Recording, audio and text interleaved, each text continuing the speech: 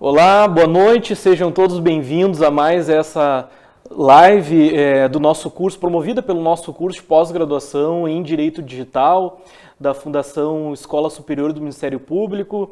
Quem fala com muito prazer para todos vocês é Juliano Madalena, coordenador do curso. E gostaria de cumprimentar, mandar um forte abraço aos nossos alunos regulares que estão assistindo, aos amigos, colegas e também interessados nesse tema que nós vamos tratar hoje à noite. Importante, colegas, lembrar que a nossa ideia aqui é fazer uma live e por ser uma live a gente está aqui despido de muitas formalidades, ainda que nós do direito a gente tem carregamos essas formalidades tradicionais conosco. A ideia é que vocês busquem uma interação e vocês podem fazer essa interação através do nosso Facebook. Então corram lá na página da FMP, eu digo isso porque essa live também está sendo promovida no Instagram. Então aqueles que estiverem assistindo no Instagram, no meu Instagram pessoal, @JulianoMadalena, peço que, caso tenha alguma dúvida, alguma contribuição, que façam através do Facebook da FMP, certo? O tema de hoje, colegas, que nós vamos tratar é acerca da LGPD e a crise do consentimento. Então, Lei Geral de Proteção de Dados, um tema extremamente relevante, uma lei que em breve todos nós teremos que estar mais atentos em razão da plena e imediata eficácia que entrará em vigor aí no próximo ano, e razão pela qual há um fervor de toda a sociedade, os técnicos, o pessoal da TI, os advogados, os estudiosos, enfim, discutindo como basicamente implementar a Lei Geral de Proteção de Dados. Quase como uma corrida pela implementação, uma preocupação muito forte das empresas, principalmente pelo caráter sancionador que a legislação traz, multas altíssimas que podem chegar aí à casa dos milhões, e uma grande preocupação de como que o Brasil vai se posicionar, principalmente a futura autoridade controladora, como que vai regular e fiscalizar fundamentalmente eventuais vazamentos e eventuais descumprimentos da lei. Então, basicamente, o que nós temos observado hoje é uma corrida pela busca da implementação da lei. Então eu, empresário, tenho o meu negócio e devo me preocupar, devo implementar, o que eu devo fazer. Por outro lado, basicamente pouco tem se discutido na academia e de uma forma reflexiva se a lei ela está compatível com o sistema jurídico brasileiro, quais são os detalhes e o que nós poderíamos contribuir para melhorar talvez a lei ou que a interpretação e aplicação da norma. Então o objetivo dessa breve live é tratar sobre o consentimento.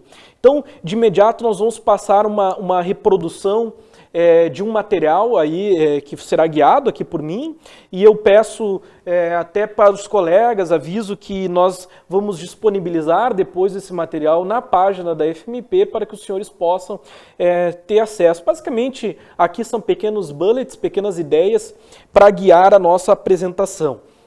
Então, de antemão, gente, ali a LGPD e a crise do consentimento. A primeira pergunta que nós devemos fazer a respeito deste tema é: qual é a natureza jurídica dos dados pessoais?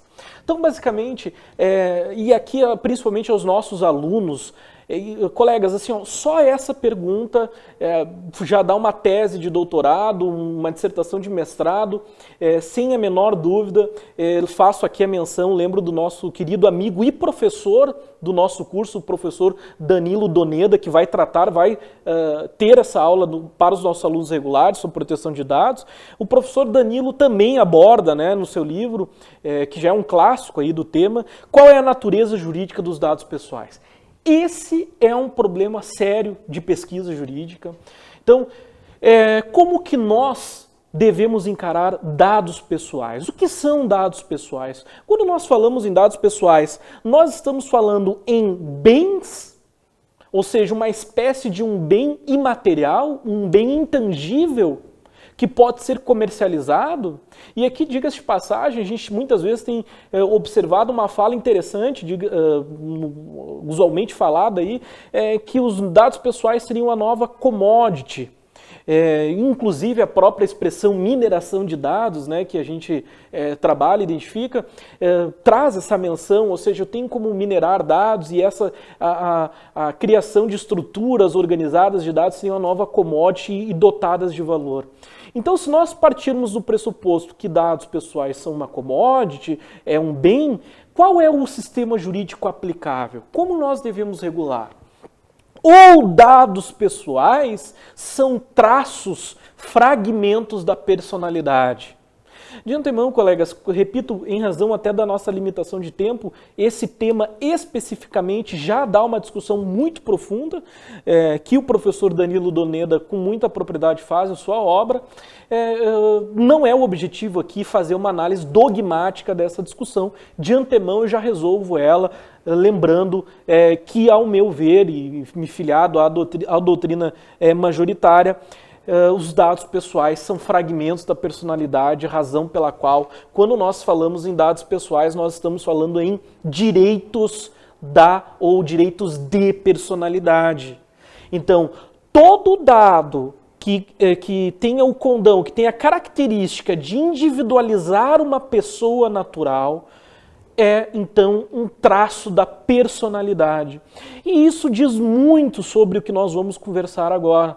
Porque se nós partirmos do pressuposto que dado pessoal, ou os dados pessoais que nós queremos tutelar com a Lei Geral de Proteção de Dados, são dados advindos da personalidade, são elementos de construção do sujeito como sujeito de direitos, nós já estamos de antemão falando aqui em um direito fundamental.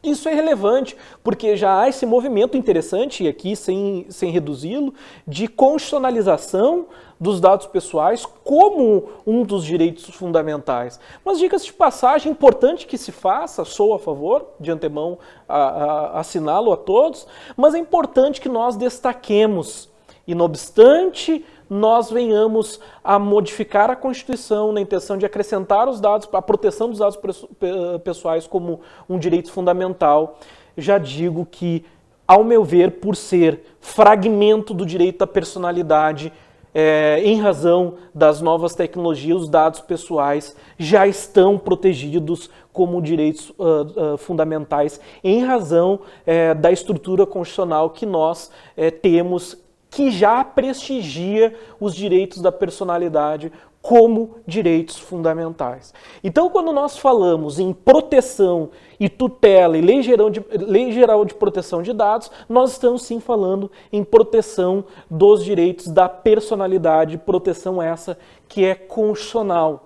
Então, essa introdução é extremamente relevante, colegas, porque se nós assumirmos que os dados pessoais são advindos da nossa personalidade, nós já sabemos, todos nós lá na época da graduação, ao estudarmos os direitos da personalidade nas disciplinas de Teoria Geral do Direito, Direito Civil 1, lembramos que os direitos da personalidade eles são inalienáveis, intransmissíveis, claro que mitigado, há uma possível mitigação, principalmente da primeira característica. Entretanto, sempre quando falamos em direitos da personalidade, nós já vamos falar que a interpretação desses direitos se dá de forma restritiva. Ou seja, direitos da personalidade, lembrando aqui um tema muito interessante que nós tratamos no nosso curso, propriedade intelectual, quando nós falamos fundamentalmente em direito do autor, nós estamos falando em direito da personalidade. Então, todo contrato de cessão de direitos autorais que trata sobre direitos da personalidade, direitos autorais, ao fim e ao cabo, está tratando sim de uma das espécies dos direitos da personalidade, razão pela qual, em eventual crise do direito material, em decorrência daquele contrato lá de cessão de direitos autorais, a interpretação é pró-autor, é uma interpretação restritiva, certo? A partir dessas premissas básicas, vamos analisar aqui no nosso material, que reproduz alguns pequenos artigos da lei, quais são os fundamentos da Lei Geral de Proteção de Dados. Então, importante, colegas, observar que no artigo 2º, a gente observa um dos primeiros e mais importantes, o respeito à privacidade. Então, observem que a lei inaugura a sua estrutura dogmática. E só um parênteses, colegas, sem a menor dúvida, a nossa lei, para não dizer copiada, é uma grande inspiração da GDPR, enfim, a diretiva que trata sobre, na União Europeia, que trata sobre o tema, não poderia ser diferente. Mas adaptada aos modos brasileiros, mas o respeito à privacidade vem como uma proteção fundamental. Em segundo momento, muito relevante, nós observamos o segundo fundamento da LGPD, a autodeterminação informativa. Esse princípio, esse direito muito bem trabalhado pela professora Laura Scherter Mendes na sua obra, também Proteção de Dados, esse princípio diz respeito à capacidade do titular dos dados, literalmente poder gerir aonde estão os seus dados, o que será feito com os seus dados. Autodeterminação, liberdade individual, o indivíduo, os dados por pertencerem ao indivíduo devem ser basicamente vinculados a uma liberdade de escolha advinda dele, ou seja, os dados são meus, eu escolho para quem eu vou cedê-los, aonde eles vão estar e basicamente eu tenho o direito de modificar inclusive a sua localização. Autodeterminação informativa, esse direito de informar e de buscar a sua localização é um dos direitos fundamentais e tem absolutamente tudo a ver com o tema aqui da nossa live, que é a crise do consentimento na LGPD. Por outro lado, nós temos ali a inviolabilidade da intimidade, da honra e da imagem, também uma proteção constitucional. Até aqui, nenhuma dúvida, não é aqui que mora. Nós temos uma característica, colegas, interessante, que eu sempre trago para os meus alunos, principalmente alunos de graduação, que no direito brasileiro, se nós observarmos a prática jurídica, que se tem a técnica legislativa, muitas vezes nós fazemos cópias de artigos e fundamentos da Constituição em leis ordinárias, principalmente para reforçar a tutela desse direito. Não reduzindo a inviolabilidade e a intimidade da honra e da imagem, mas se não tivesse aqui na LGPD, não significaria que não deveria respeitar esse direito. Por outro lado, a livre iniciativa, a livre concorrência e a defesa do consumidor. A livre iniciativa tem absolutamente tudo a ver com os novos modelos de negócios, em razão, inclusive, dessa capacidade de startups, fintechs e todas as empresas advindas e criadas, desenvolvidas em razão da tecnologia da informação, capazes de criar negócios não defesos em lei. Então, basicamente, aquela liberdade de empreender que todos nós temos, de desenvolver as nossas atividades econômicas desde que respeitada o objeto, etc., tudo como nós já sabemos. E, posteriormente, a livre concorrência e, como eu marco aqui para os colegas, a defesa do consumidor. Então, destacado aqui para nós a defesa do consumidor. Todos aqueles que me conhecem com mais...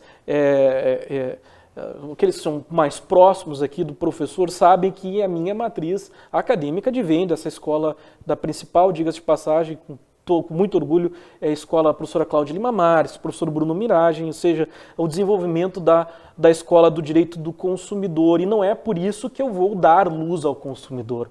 Mas, a bem da verdade, nós sabemos que quando falamos em tutela de dados na sociedade da informação que temos hoje, fundamentalmente nós estamos sim falando na proteção de consumidor. De antemão eu falo para os colegas que nosso objetivo aqui não é, por óbvio, transformar todas as relações em relações de consumo. É sempre preciso interpretar e individualizar cada relação jurídica para poder aplicar a lei da forma correta. Importante, colegas, principalmente para os colegas da tecnologia da informação que me assistem, um grande abraço para os colegas e para os meus amigos lá do POASEC, que devem estar nos assistindo. O direito ele não se interpreta por fatias.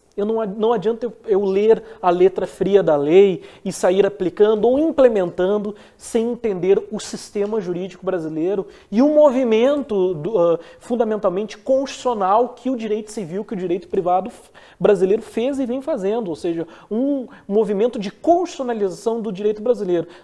O pessoal, os alunos aqui sabem que só esse tema é uma aula específica, a constitucionalização do direito privado, um movimento extremamente importante. É dizer, O Código de Defesa do Consumidor vem na intenção de proteger essa parte vulnerável. E como nós estamos falando aqui, colegas, individualizar as relações na sociedade da informação é dizer que muitas relações jurídicas são relações de consumo. Guardem essa informação. Avançando, depois nós temos um outro fundamento, os direitos humanos, o livre desenvolvimento da personalidade. Olha ali o livre desenvolvimento da personalidade. Sempre quando eu vejo essa expressão livre desenvolvimento da personalidade, eu lembro de Zygmunt Bauman, que trata isso num livro bem interessante, um livrinho pequeno chamado Identidade, aquela busca que nós todos temos pela identidade. Isso é muito interessante em razão da tecnologia da informação, porque na TI e no desenvolvimento do virtual, digamos assim, a gente sempre está buscando por uma identidade virtualizada. Então esse desenvolvimento da personalidade no ambiente virtualizado é uma preocupação da LGPD. Então a pergunta que eu faço e coloco aqui para os colegas é essa. E aí, esse é o ponto de crítica. Gente, é muito importante que sempre quando vem uma lei, essa lei ela precisa ser espancada pela academia e pelos operadores do direito. Nós temos muito a estudar sobre a LGPD. O Código Civil vem sendo estudado, desenvolvido pela doutrina e vem se aperfeiçoando. Sem a menor dúvida, a LGPD vai passar por testes acadêmicos do ponto de vista de desenvolvimento da doutrina e principalmente por uma resposta do judiciário ou uma reação do judiciário. E essa é a pergunta que eu os faço, que está aqui neste material. A LGPD tutela os direitos dos indivíduos? Eu sempre trago uma mensagem, os colegas que já me ouviram sabem, se nós fôssemos ao centro de qualquer capital e fizéssemos a seguinte pergunta para um transeunte qualquer: o Marco Civil da Internet é uma legislação boa para o usuário, para o consumidor ou para o usuário? O que o senhor acha do Marco Civil da Internet? O marco, a Constituição da Internet é boa? Se nós fizéssemos um estudo empírico aqui, o leigo, muitas vezes, ou a pessoa que lê a lei de forma desavisada, diria sim. É uma lei maravilhosa, nós precisávamos do Marco Civil da Internet. Entretanto, aqui coloco aquele asterisco em relação ao artigo 19, que em detrimento da liberdade de expressão faz com que aquele sujeito que eventualmente tem uma imagem sua divulgada de forma indevida, um conteúdo danoso divulgado de forma indevida, tema da pauta do dia, eu devo buscar o judiciário através de uma tutela judicial específica que será promovida ou não por um juiz, mandando retirar o conteúdo. Então, isso é outro tema, mas para os senhores saberem que o Marco Civil da Internet não é de todo bom para o usuário. Tem defeitos. E aí? E a LGPD? Voltamos para a pergunta. Tutela os direitos dos indivíduos? É os indivíduos que a legislação objetiva, são os indivíduos que a legislação objetiva regrar? Ou melhor, proteger? Essa lei está preocupada com a proteção do indivíduo? Essa é uma pergunta. Ou basicamente, para os colegas da TI, é uma lei que informa o setor de compliance, o setor muitas vezes de segurança, como proceder? Pois bem, como que nós podemos regular dados? Quais são os modelos de regulação de dados? Nós podemos, portanto, criar legislações que objetivam fazer uma tutela tão somente punitiva, que não traga direitos e deveres básicos. Nós poderíamos pensar em uma eventual autorregulação, alguns dizem lex mercatória, regulação pelo próprio mercado, ou seja, desnecessária uma lei, particularmente de antemão já digo que isso, ao meu ver, não funciona, não é o caso, principalmente quando nós falamos em direito à personalidade, proteção do indivíduo, ou nós podemos criar uma lei que estrutura direitos e deveres. A opção do legislador brasileiro foi justamente essa de criar a LGPD. E aí, a LGPD está estruturada em direitos, deveres, estes que, por sua vez, devem ser seguidos pelos operadores, por aqueles que vão tratar os dados pessoais. Muito bem. De que forma nós vamos regrar, nós vamos interpretar a lei? De antemão, quando eu digo lá no início, retomando um pouquinho, nós falamos lá, gente, direitos da personalidade, eles podem ser cedidos. Sem a menor dúvida, eles podem ser cedidos. Só que, quando nós cedemos os direitos da personalidade, a interpretação para essa cessão de direitos, ela é restritiva. Não cabe cláusula leonina aqui, ou letras miúdas que objetivam, a bem da verdade, cumprir uma formalidade.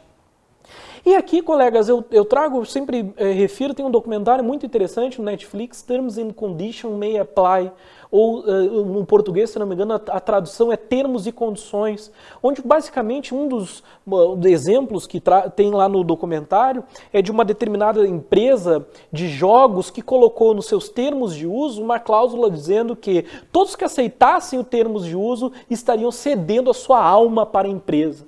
Depois chegou um número lá de quantas almas a empresa havia angariado em razão daquele velho costume, né, de aceitar sem ler. Agora vocês podem estar se preocupando, professor, o senhor lê? Claro que não.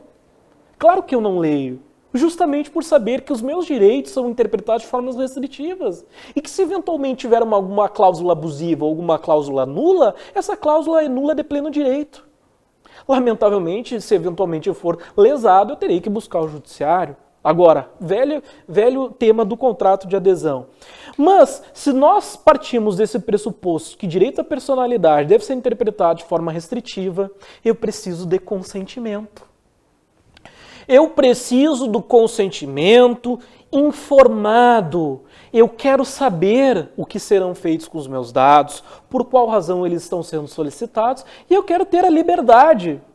Afinal de contas, o que é consentimento? Que é a pergunta que eu trago aqui no nosso material para vocês.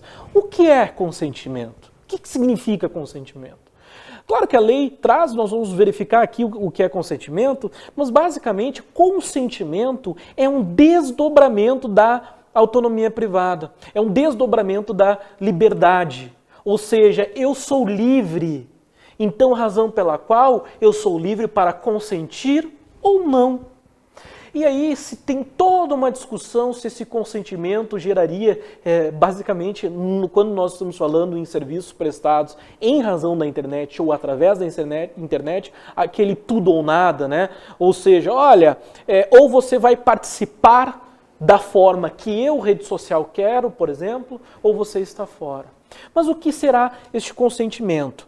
Para a lei, né, previsto no artigo 5º, inciso 7º, que eu peço até para o pessoal reproduzir ali, consentimento significa, para fins da lei, manifestação livre, informada, inequívoca. Então, o consentimento tem 3 pilares. A liberdade, ou seja, um exercício individual. Eu posso consentir, eu tenho direito de liberdade do que eu vou fazer com os meus dados ou não. E depois, informada, dever de informação. Então, eu os pergunto, a LGPD prevê um dever de informação? Segundo o artigo 5º, inciso 7º, sim. Há um dever de informação. E aqui, colegas, a informação ela não basta ser cumprida formalmente, ou proforme, ou em letras miúdas, ou de forma que as pessoas simplesmente não tenham a percepção do que nós estamos, qual o conteúdo da informação. Ela deve ser inequívoca.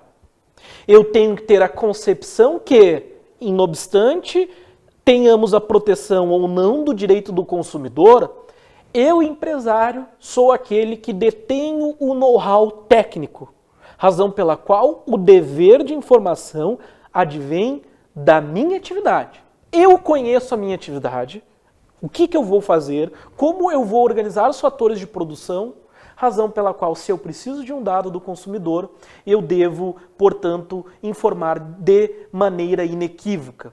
E aí está ali, pela qual o titular concorda com o tratamento de seus dados pessoais para uma finalidade determinada. Ou seja, o consentimento sempre vinculado a uma finalidade. Mas a pergunta que eu faço agora é a seguinte. Professor, eu sempre vou precisar do consentimento? O consentimento é necessário? Então, professor, a partir de agora eu devo mudar, adaptar o meu negócio, adaptar toda a minha plataforma com base no consentimento? O que diz a LGPD sobre isso? Então, hipótese de tratamento e a crise do consentimento, que é o que está aqui, o tema da nossa live aqui. Então, colegas, o que diz o artigo 7º? O tratamento de dados pessoais somente poderá ser realizado nas seguintes hipóteses. Então, o que significa? Inciso 1º, mediante o fornecimento de consentimento pelo titular. Inciso 1º, basicamente, para alguns colegas, hipótese 1. Primeira hipótese que eu posso tratar, através do consentimento. Então, senhores, se eu estou trabalhando com Big Data, ou seja, se eu sou uma empresa de Big Data, onde o meu objetivo é dados, ou seja, o objeto do meu negócio é dados, nós estamos falando, então, de uma obrigatoriedade de consentimento. Então, mediante o fornecimento do consentimento pelo titular. Então, aqui é um respeito máximo à autonomia da vontade. Consentimento naqueles moldes que nós verificamos anteriormente no artigo 15º, inciso 7º, mas nos moldes envolvidos pela doutrina e também nas legislações específicas quando aplicável. Certo? Segunda hipótese, inciso 2, para o cumprimento de obrigação legal ou regulatória pelo controlador. Colegas, a partir do inciso 2 do artigo 7º da LGPD, ao que consta, e nos mesmos modelos da GDPR, eu não preciso de mais consentimento. Ou melhor dizendo, eu não preciso do consentimento. Se eu for, portanto, cumprir uma obrigação legal ou regulatória pelo controlador, como ele diz, não há necessidade de consentimento.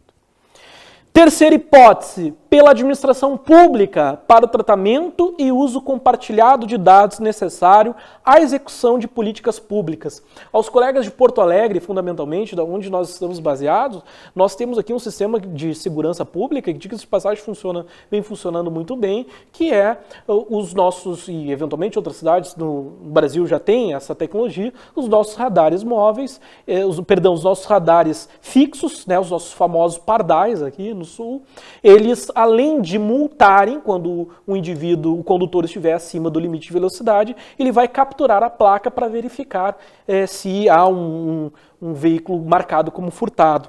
Então nós já temos aqui um questionamento pela administração pública para o tratamento e uso compartilhado de dados necessários à execução de políticas públicas. Colegas, de antemão aqui, é claro que eu não quero dizer para vocês que placa de automóvel é dado pessoal, tá? Mas só para vocês verem uma eventual aplicação. Quarta hipótese, para a realização de estudos por órgão de pesquisa, garantida sempre que possível a anonimização dos dados pessoais. Então, o órgão de pesquisa também não precisará do consentimento e sempre que possível ele vai solicitar. Em breve eu já vou começar a responder aqui, já estamos chegando às dúvidas, eu só vou seguir, colegas, com a lógica aqui para chegar no ponto fundamental. Para a realização de estudos por órgão de pesquisa, garantido sempre que possível a anonimização dos dados pessoais. Então, basicamente é o seguinte, um órgão de pesquisa pode coletar dados pessoais, garantindo, olha o negrito, até peço para os colegas da técnica aqui reproduzir, sempre que possível, entre vírgulas. Para o bom português, né, nós sabemos, olha, sempre que possível você vai tornar os dados anônimos, mas se você não conseguir, está tudo certo. Se for para fins de pesquisa, você não precisa de consentimento, certo? Quinta hipótese, e peço por gentileza ao Alexandre e nossos colegas que reproduzem ali a nossa quinta hipótese.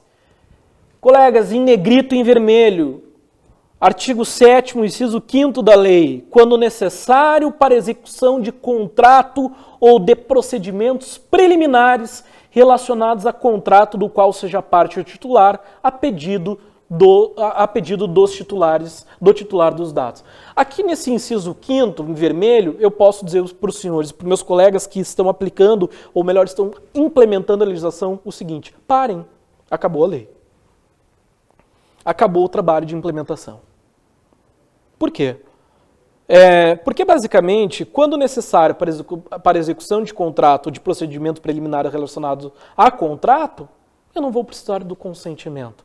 Eu sei, eu estou usando aqui uma força de linguagem, colegas, é óbvio que não para por aí, o trabalho deve seguir, entretanto, observem como, se eu coloco no contrato ao meu consumidor ou ao usuário da plataforma que eu preciso dos dados dele para a execução do contrato, para perseguir o cumprimento do objeto, eu não preciso do seu consentimento. Então, colegas, segundo a lei, o consentimento aqui ele é desnecessário. A pedido, mas professor, é a pedido do titular dos dados, eu sei. Lembro agora que faço menção aos meus colegas da Universidade Federal do Rio Grande do Sul, onde nós estudamos o direito securitário, também um tema que nós batemos muito, que é o tema da contratação de seguro. Então, quando eu vou requerer a contratação de um seguro, é possível que a seguradora exija dados pessoais meus e colete dados pessoais sem o consentimento. E aí? Os colegas do direito, como a gente diz, como é que fica a proteção da personalidade? É a personalidade, é o indivíduo que a lei objetiva proteger? Essa é a intenção? Professora, a GDPR na União Europeia é igual. Nós temos um sistema civilista brasileiro voltado à preocupação da pessoa, do indivíduo. Observe, gente, dá para cumprir a lei e dá para atender os direitos da personalidade. Eu vou dizer como, certo? Pois bem, depois a gente tem lá, para a proteção da vida ou da incolumidade física do titular ou de terceiro, outra hipótese que não precisa. Por fim, inciso 8º ali, para a tutela da saúde, exclusivamente em procedimento realizado por profissionais de saúde, serviço de saúde ou autoridade sanitária. Se eventualmente algum colega da saúde estiver aqui nos assistindo, se eventualmente vocês precisarem para um procedimento de saúde de algum dado pessoal do paciente, segundo a Lei Geral de Proteção de Dados, os senhores não precisam mais daquela ficha de consentimento informado. É o que está dizendo a lei. Porque ela não colocou o consentimento no caput. Ela individualizou o consentimento no inciso. Repito, assim como a Diretiva de Proteção de Dados. Certo? Depois, colegas, inciso 9, quando necessário para atender os interesses legítimos do controlador. Né? E aí, depois, inciso 10, para a proteção do crédito, inclusive quanto ao disposto na legislação pertinente, aqui fazendo menção às legislações aplicáveis aí a bancos de dados de crédito, etc., para a proteção de crédito, certo? E aí, voltamos para o ponto. Consentimento. Consentimento. A crise do consentimento. Então, a premissa básica que a gente pode chegar aqui é que a legislação, a LGPD, ela não privilegia o consentimento. O consentimento está no inciso 1º. Eu posso obter os dados através do consentimento. Após o inciso 1º, eu, empresário, eventualmente coloco na conta do contrato e abro mão do consentimento. Os senhores estão entendendo o impacto que isso tem no sistema jurídico brasileiro? Professor, e aí o que o senhor quer fazer? O senhor quer radicalmente exigir o consentimento? Senhores, radicalmente exigir o consentimento, cumprir com o dever de consentimento não é algo que inviabiliza o negócio, certo? Então, como que ficaria a Lei Geral de Proteção de Dados e o Código de Defesa do Consumidor? Mais uma vez, disclaimer, o meu objetivo aqui não é dizer que todas as relações advindas com a LGPD ou em razão da LGPD serão relações de consumo. Não, é claro que não. Mas a grande maioria a gente pode dizer que sim, em razão de uma sociedade voltada ao mercado consumidor, principalmente o Brasil. Então, quando nós estamos falando em LGPD, nós estamos falando em uma necessidade de adequação da lei através com o Código de Defesa do Consumidor. E segundo o Código de Defesa do Consumidor, aplicável também à LGPD, importante aos colegas da TI, no sistema brasileiro de lei, no sistema jurídico brasileiro, por mais que nós tenhamos uma hierarquia de normas, e aí uma hipótese, uma das hipóteses de solução de conflitos aparentes ou não de normas é aplicar a lei sempre aplicar a lei especial. Senhores, quando nós falamos em proteção de dados, direito do consumidor, há uma necessidade de diálogo das fontes entre o Código de Defesa do Consumidor e a Lei Geral de Proteção de Dados. E eu digo mais, no que a Lei Geral de Proteção de Dados prejudicar, o Código de Defesa do Consumidor se sobrepõe a ela. Então, a partir de agora, é importante que nós tenhamos essa premissa. Se for relação de consumo, você vai ter que estudar a LGPD com o CDC do lado. CDC e doutrina. Porque, fundamentalmente, nós vamos ter que cumprir uma legislação que objetiva a proteção da tutela de uma parte vulnerável. Certo? Então, colegas, e eu prometi para vocês aqui para dizer, né, e não para fazer mistério, até para respeitar, professor, como que eu faço para aplicar a LGPD? Eu então vou pedir consentimento em tudo? Colega, sim. Nós vamos ter que elaborar contratualmente, inclusive na hipótese de requerer pelo contrato, o consentimento. Então, a bem da verdade, lá quando nós estamos falando as hipóteses de coleta de dados para o seu tratamento, nós vamos implementar, sim, o consentimento em todos. Isso vai inviabilizar o negócio? Isso vai prejudicar aquele que objetiva tratar os dados? É claro que não. É claro que não. Não custa requerer o consentimento. Então, senhores, se você está implementando a LGPD sem o consentimento, essa forma não está adequada de acordo com o sistema jurídico brasileiro, que é um sistema jurídico, como nós falamos no início, que identifica os dados como direitos da personalidade. Em razão da proteção da personalidade, nós estamos falando em uma interpretação restritiva que exige consentimento. Isso sem falar em CDC. Se nós estamos falando de relação de consumo, nós vamos pedir sempre consentimento em absolutamente tudo. Como que eu posso fazer, professor? Coloco então no contrato, um dos grandes exemplos de sucesso que eu sempre digo em aula é a gamificação. Ou seja, você criar instrumentos de gamificação onde o seu usuário eventualmente vai passar por um mínimo game, digamos assim, para poder consentir. Do ponto de vista econômico, e eu gosto, até quando os alunos falam, professor, o senhor sempre traz as visões de todos os lados. Eu trago para vocês a outra visão. Vamos pensar no empresário. Todos os meus alunos da graduação sabem que eu sou professor de direito societário, né? A disciplina que eu estudo e me dedico profissionalmente, inclusive. Como que fica a questão do empresário, certo? Quanto mais dificuldade nós colocarmos para um usuário ou consumidor preencher um cadastro ou se submeter a uma contratação, maior é o desincentivo para que ele ingresse na plataforma. Mas, considerando a natureza dos negócios digitais, é necessário criatividade. Então, por exemplo, você submeter a uma espécie de gamificação onde eu consiga extrair uma ciência inequívoca, onde eu consiga anunciar os termos de uso e os dados que os senhores estão me solicitando, são esses. E, não obstante, que eu, empresa, esteja enquadrado no uso de dados de uma hipótese que, segundo a lei, não exige consentimento. Então, colegas, essas são as considerações sobre a crise, mais considerações e reflexões sobre a crise do consentimento.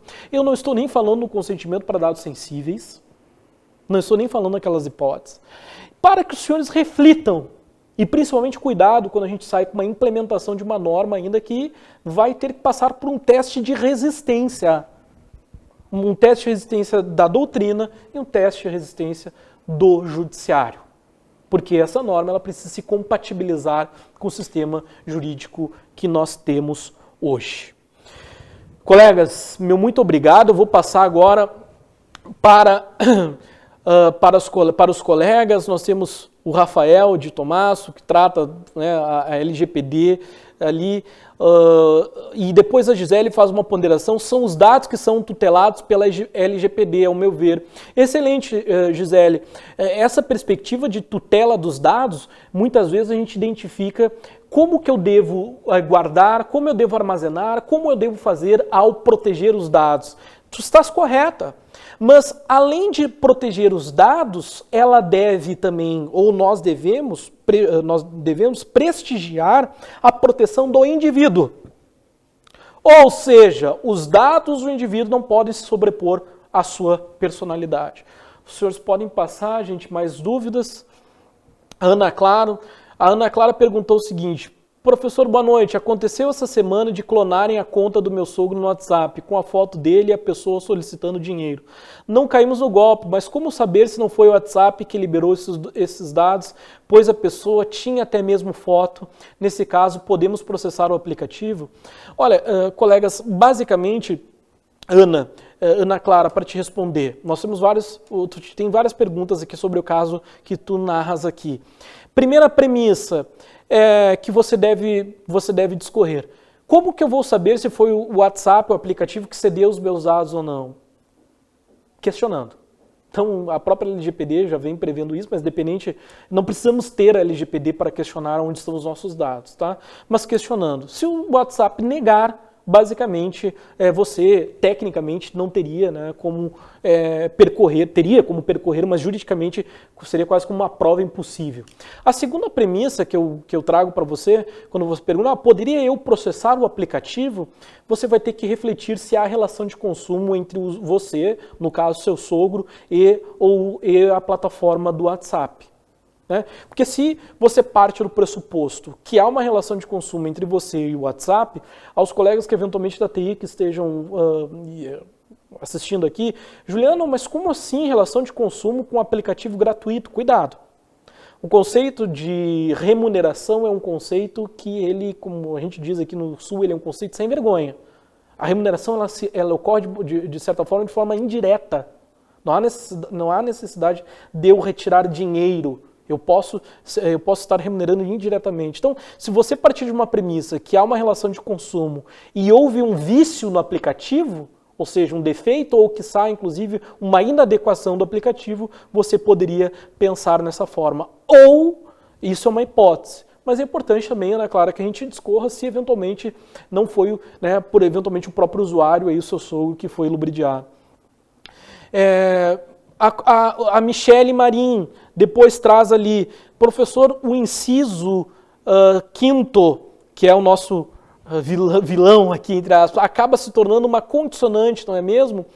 Na verdade, Michele, o que eu digo é que o inciso quinto é onde está a liberdade do empresário. Vamos ler de novo. Quando necessário para a execução de contrato ou de procedimentos preliminares relacionados a contrato, do qual seja parte titular. Basicamente é o seguinte, o que o inciso 5º do artigo 7º da LGPD está nos dizendo é assim: se você precisar desse dado para a execução de um contrato, você não precisa de um consentimento. Então ele é um inciso que prejudica o titular dos dados, ao meu ver, certo? Ana Cristina, bem ampla e genérica essa possibilidade com relação aos serviços de saúde. Exatamente, Ana, vamos lá. Segundo o inciso, está dizendo que não há uma necessidade de consentimento. E aí eu questiono como que nós vamos fazer. Todo o regramento do direito, quando a gente está falando em direito à saúde, direito de saúde, aqui eu mando um abraço, lembro do meu grande amigo, professor Gustavo Borges, que estuda esse tema, direito de saúde. E aí, abandonamos tudo que a gente ensina, tudo que a gente diz para o profissional da saúde, o consentimento, etc. Temos mais? Vamos passando.